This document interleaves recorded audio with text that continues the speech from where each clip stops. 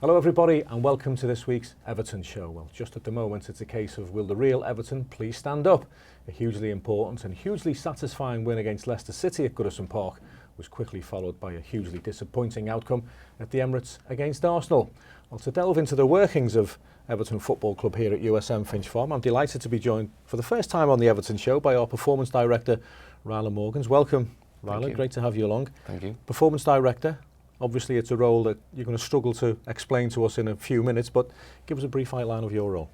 I suppose the overarching aim of the role would be to get players fit so they're tactically able to fulfil their role within the team, within the system, within the style of play, making sure that they're fresh and leading into the game, that they're not carrying any fatigue from the earlier parts of the week. And then ultimately, if you get those two things right, then players are available. So the manager has a full squad, or as full a squad as possible to select from come game day. It's a fascinating subject. I'm looking forward to learning a lot more about it. But let's break off for a quick piece of film. When we play Crystal Palace at the weekend, one supporter will try to win a prize by hitting the crossbar, either at the Gladys Street or at the Park end, hitting the crossbar from the edge of the penalty area. We invited the under-23s to have a go last week. This is how they got on.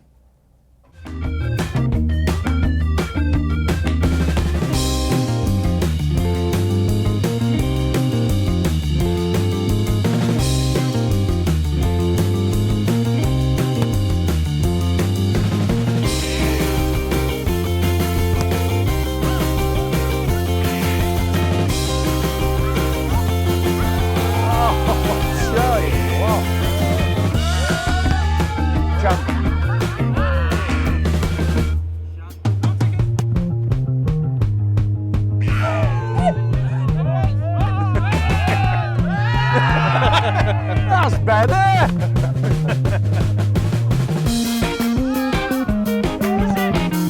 That's the one. Oh! That's the one. Oh!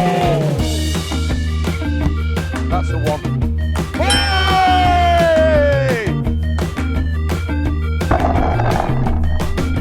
What a strike.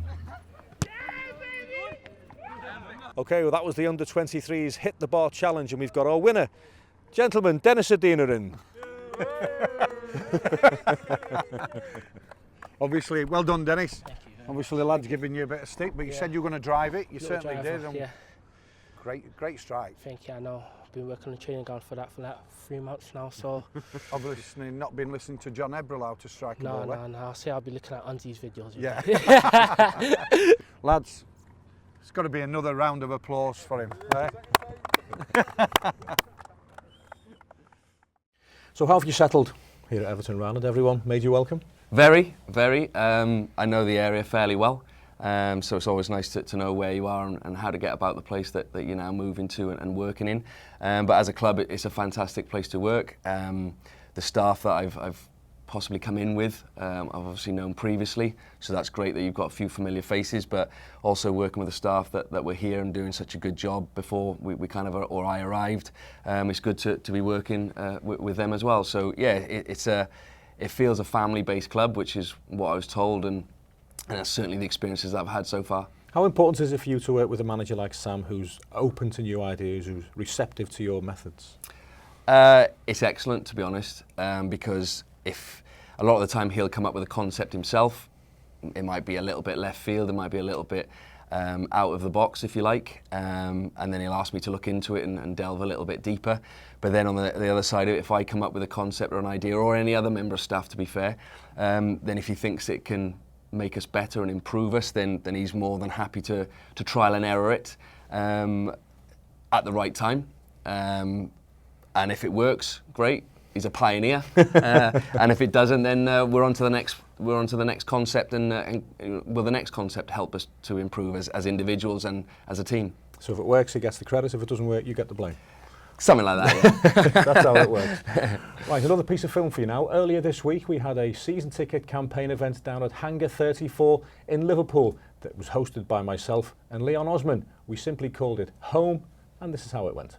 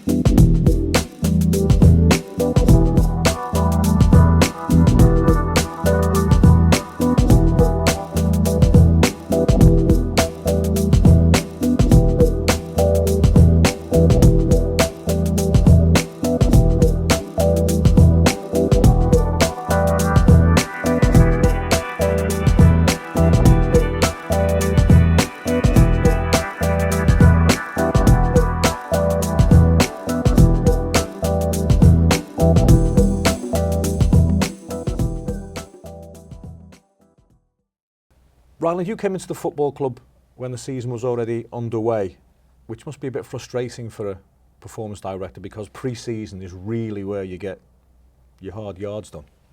It is, and that's often viewed as the foundation and the basis to the season and what you want to do, not only physically but tactically and technically as well.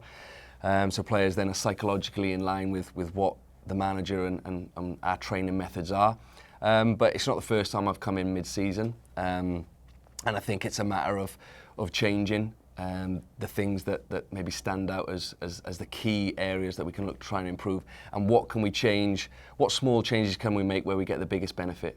So I think it's addressing with those types of areas initially, and then some of the changes that you might want to make are more of a medium or long-term picture.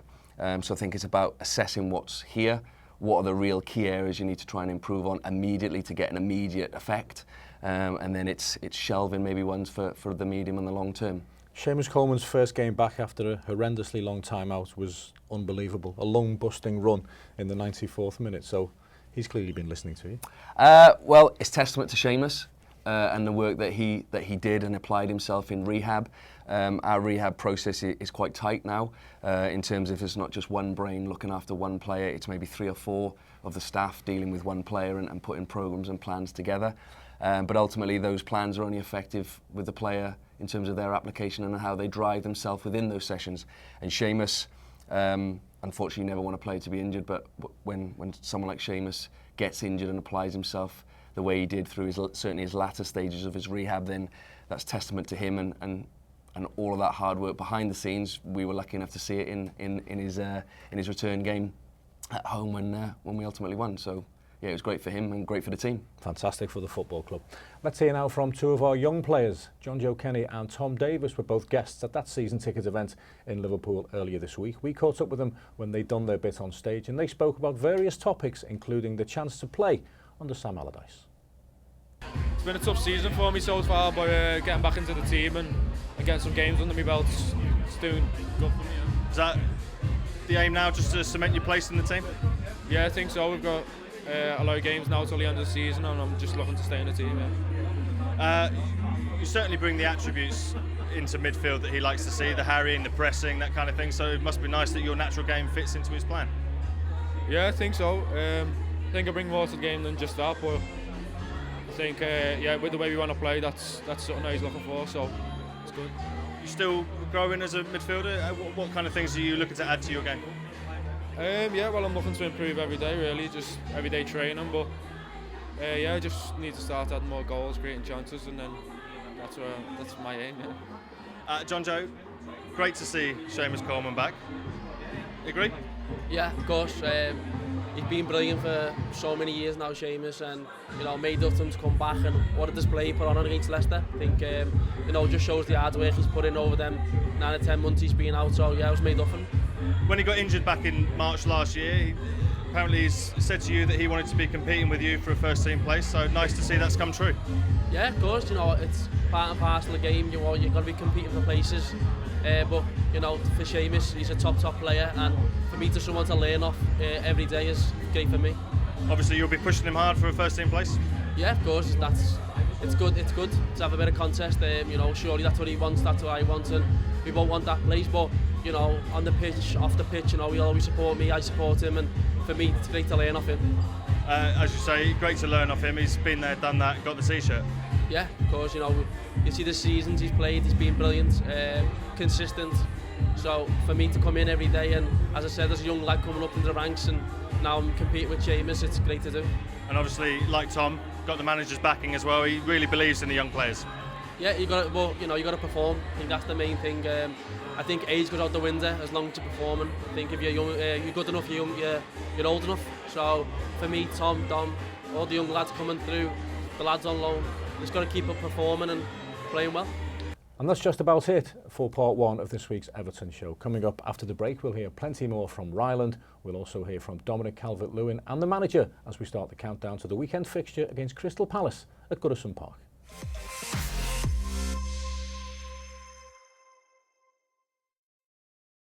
Welcome back to part 2 of this week's Everton Show. I'm in the company here at USM Finch Farm of Ryland Morgans. I want to talk to you about Euro 2016, you were very much a part of the Welsh backroom staff that, with all due respect, must have well exceeded expectations, and it must have been a terrific experience. Ashley Williams likes talking about it anyway. Yeah, well, most of the Welsh players and staff do. I'm no exception. So yeah, it was a fantastic journey. You know, from where we started under where I started under Gary Speed, to be honest, and then with Chris Coleman. So it was a long old journey. But yeah, you know, probably several years of work and change and evolution culminated in the Euro qualification. And like you said, to get to the semi-finals was probably a dream for everybody. And I still strongly believe that if we hadn't have had 2 suspensions, that we probably would have gone on to the final. And who knows what happens in the final. But yeah, it was a fantastic journey, fantastic experience, and it's probably something that we'll all never forget. You spoke about preparation, application, recuperation. It must be very difficult to apply all those when it's tournament football, because the game come so thick and fast. They do, but I'm a strong believer in methods and doing certain things in training on the grass on certain days of the week prepares us physically and tactically, as I've mentioned, psychologically and technically. And then it's about recovering those players, because as you said, the games are thick and fast. There's not too many days between the games. So once you get into the tournament, if we're happy, which we were, where the players were physically and able to perform their role, then it was about making sure that we could recover those starting players, because for us, we didn't have too many changes from game to game. So the starting players were generally the same. So therefore, it's about making sure that they can recover from the last game in preparation for the next game. Right, let's start the countdown now to our fixture against Crystal Palace at the weekend. There were very few bright spots from the Arsenal game a couple of weeks ago, but one of them was Dominic Calvert-Lewin, who came off the bench to score our consolation goal. And he agrees that we've got to be much better when the Eagles land at Goodison Park. Yeah, I think the main thing is we're looking for consistency now. We're, like you say, we've beat Leicester and then come here, and that's happened today. So we're looking to get consistency in our performances, and that will hopefully lead to good results. And you must feel the ability is there in the team to achieve that consistency and get those results. Yeah, there's plenty of ability in the team. I just think it's a case of just getting it right, really, and that's what we're doing on the training pitch, and that's what the gaffer's got us doing. So the more we do it, and it'll start to come out on the pitch. From a personal perspective, you played so much football earlier in the season. The manager gave you a break recently. Do you feel refreshed off the back of that? Yeah, I do. Yeah, obviously I'm young and I'm hungry and I want to play every game. So I'm just waiting for my chance like today, and I'm working hard in training, and I feel fresh and I feel ready to go. And when you see likes of Cenk Tosun and Theo Walcott coming in, do you embrace that challenge for your position in the team? Yeah, I think I said before they came in, you have to welcome new players in, and they've only come in to strengthen the team. So Cenk's obviously direct competition for me up the top of the pitch, but hopefully that'll push us both on to do better and score goals. Excited about the prospects of playing with Theo Walcott as well. I know today's been difficult, but he's had a terrific start with Everton by and large, hasn't he? Yeah, definitely. You can see the quality he's got, and I certainly can anyway. And I've not had a chance to start next to him yet, but it's something I'm looking forward to. He brings pace and creativity, and as a striker, that's all you can ask for. And how are you finding working under the manager so far? Yeah, it's good. Yeah, we are working hard despite the result today, and we're looking to build on our performances. And I think you kind of have to look past today. It's a disappointing afternoon, but we know what we need to do to get where we want to be. Ryland, you're also a qualified coach in your own capacity, I believe, which must help your role. Yeah, it does, because ultimately a lot of my role sits between the coaches and the manager. So when I've got to have those football type talks and terminology, then yeah, having a UEFA license helps with that. And then ultimately when I've got to deal with fitness, performance, science, medics, doctors, then hopefully I'm able to talk in those terms as well. So it allows me to sit between the two camps really, and utilise whichever qualification which I need to at that given point. So yeah, it does help, yeah. As I said at the very start of the programme, will the real Everton please stand up, and how much does it affect your job when we have a bad result? Have you got to change things, or do you just stick to your methods and hope it'll get better? I think it's about believing in your methods and believing that what you do when you do it in a working week is the right thing to do. And yes, it can be affected by the psychology of the players if, like you say, we've won or we've lost. But ultimately, it's trying to change that psychology and have resilience to our players that win, lose or draw, we still do the right things. And that's the right things on nutrition, on recovery, and condition in preparation for the next game, because ultimately that starts as soon as the last game is finished. So so we need to make sure that that is a consistent message to the players, and that we will always look to do the right things at the right time of the working week. Well, somebody else who said we must get better was the manager himself, Sam Allardyce, and who are we to argue with him? He faces his former club, of course, at the weekend, and this is his take on the visit of Crystal Palace. I'm a 3-2-1. Did you used to watch that? Yeah, I did, yes. Yeah, we've won 3, drawn 2 and only lost 1 since I've been here, so that's out of 6 games. So our own form is very good. Our own form is our best way of staying in the top half if we can, and first of all avoiding the threat of relegation. But our own form has to be continued, starting with Crystal Palace on Saturday again, as it was against Leicester on the Wednesday. So when you're looking at us in the light of, yes, away results are not so good, but our own form is pretty good at this moment in time, and there's only Manchester United beat us at Goodison in the last 6 games, which is a positive for us to look at and say, as like Arsenal, they go to Swansea and lose comfortably, come back and play really, really well, and beat us comfortably. We want to hopefully repeat that, if we can, on Saturday against my old club, Crystal Palace. And they've been in great form, haven't they? 2 defeats in 10, so they're not going to make it easy for you either. No, they won't, and it's a great turnaround from Roy and the lads, but it was always in the players, and Roy's managed to bring it out of them, because it's more or less the same players, I think, that I had. I think there's only Fossa Mensah that's playing in the team at the moment that wasn't there when I was there. I think everybody else was, but they've got some really good strengths in the side, which me and Sammy, Ryland and Martin all know about. But really, at Goodison, it's about us, really. It's about us playing to our best. It's about us playing like we did against Leicester and trying to win the game. Yes, we have to be concerned here and there about Crystal Palace's strengths, particularly the front 3.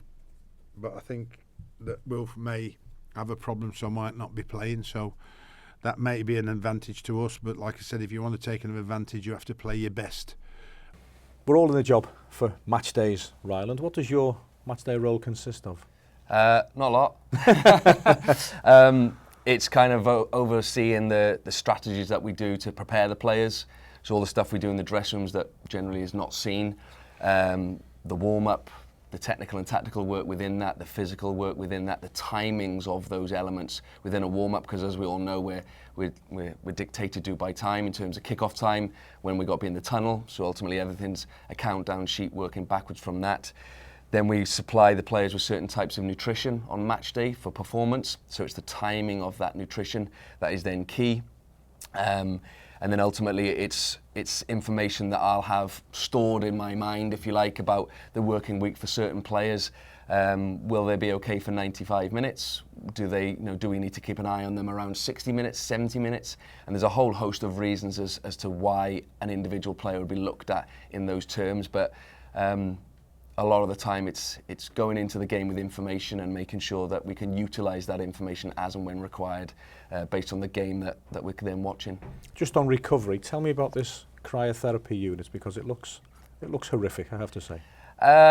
It can get up to about a minus 135 degrees, so players don't generally like that, but there are numerous physiological benefits that can help our players, and ultimately the overall aim for cryotherapy chambers or cold baths or hot baths, it's all about trying to improve the rate of recovery for those players. So again, between training sessions, from training sessions to games, it's trying to speed that recovery process as quickly as possible, and cryotherapy is one modality that we can use to do that.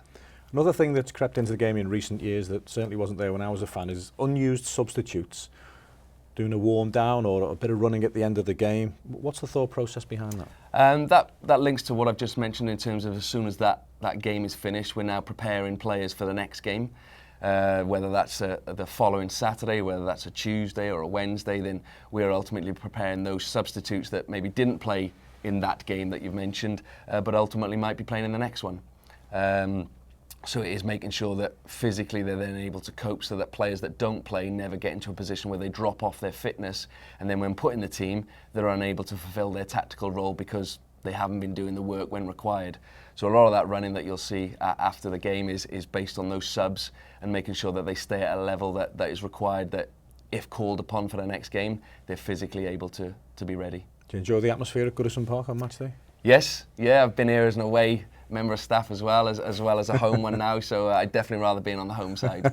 We're glad to have you on board. Ryland Morgans, our performance director, has been my guest on this week's Everton Show, and that's just about it for this week. Thank you for joining us. Do join us again in 7 days' time.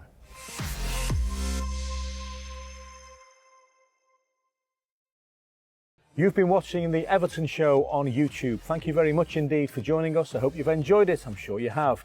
Don't forget to subscribe, and that way you catch every single future episode.